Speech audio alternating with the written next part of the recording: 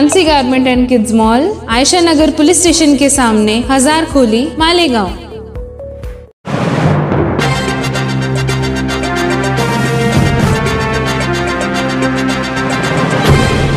देखते रहिए the prime news Abdul Rahman के साथ।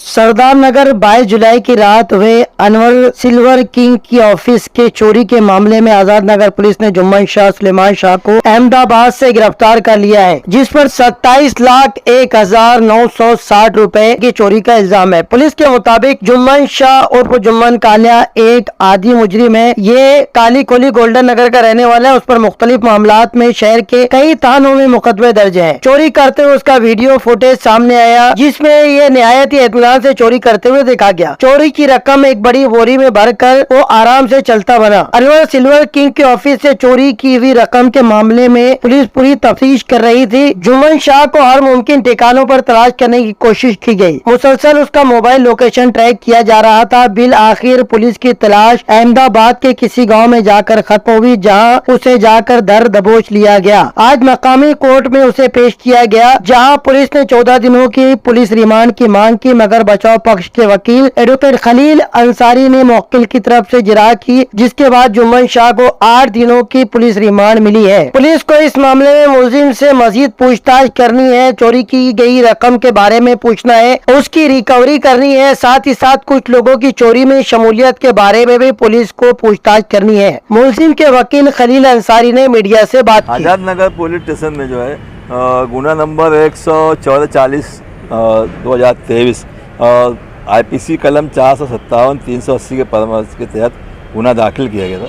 उसमें आरोपी नंबर 1 जो अभी फ़िलहाल जिसको अरेस्ट करके लाए जुम्मन शाह सुलेमान शाह उर्फ जो जुम्मन कालिया जो है, उसका जो पता है गोल्डन नगर काली खोली मालेगांव। इसको 9 तारीख को रिकॉर्ड के हिसाब से 9 तारीख रिमांड रिपोर्ट के हिसाब से 9 तारीख को वहाँ से अहमदाबाद से अरेस्ट करके यहाँ लाया गया उसको 9/8/2023 को। और उसमें जो टोटल जो है अमाउंट 27,01,160 रुपये का कैश अमाउंट में चोरी हुई है। फिलहाल अभी तो उनकी कस्टडी में रहते हुए कोई भी किस्म की रिकवरी वगैरह नहीं हुई है। इस ग्राउंड के ऊपर कि इसके अंदर कौन कौन आरोपी मुलविस है क्या है, ये ग्राउंड के ऊपर पुलिस ने पुलिस कस्टडी डिमांड करी थी। उसके ऊपर जो है, और दूसरा ग्राउंड ये था कि उसके ऊपर के काफ़ी सब पुलिस स्टेशन के अंदर काफ़ी गुना है।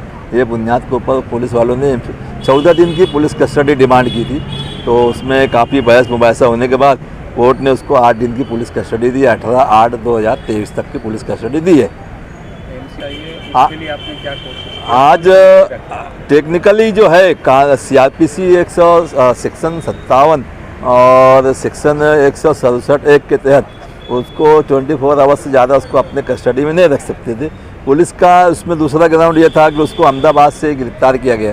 तो एज़ पर माई नॉलेज मैंने उससे मुलजिम से मालूमात ली, तो उसको 8 तारीख को रात में 8 बजे वहाँ पर अहमदाबाद के एक शहर है और पुलिस स्टेशन का नाम मेरे जहन में नहीं आ रहा है फ़िलहाल अभी, तो वहाँ पर उसको अरेस्ट करके ले जाया गया। तकरीबन 3 घंटे वहाँ पर पूछताछ करने के बाद उसको फिर मालेगांव के लिए लाया गया। तो उसको इलीगल गैर कानूनी डिटेंशन हुआ, इलीगल डिटेंशन हुआ। उसकी वजह ये है उसके अंदर कि उसका कानून ये है कि आउट ऑफ स्टेट जब जाना है पुलिस वालों को इंक्वायरी के लिए, तो उसको SP जो इंचार्ज ऑफ द पुलिस ये एरिया जो है मालेगांव का, उसके अलग से परमिशन लेना पड़ता।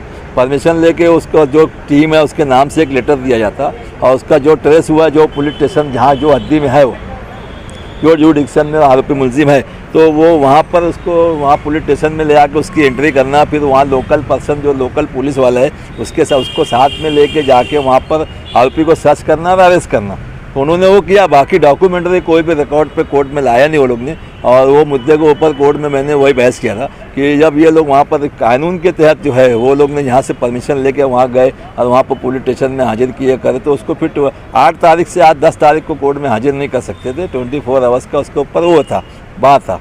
तो कोर्ट ने दोनों बाजू वकील सरकारी वकील की या मेरा दोनों का बाजू सुनने के बाद ये नतीजे पहुँची कि ठीक है अभी इनको आज सीरियस ऑफेंस है और अमाउंट भी ज़्यादा है बड़ा, तो उसके रिकवरी के ताल्लुक से फिर पुलिस ने कोर्ट ने उसको 18 तारीख तक का पुलिस कस्टडी दी है।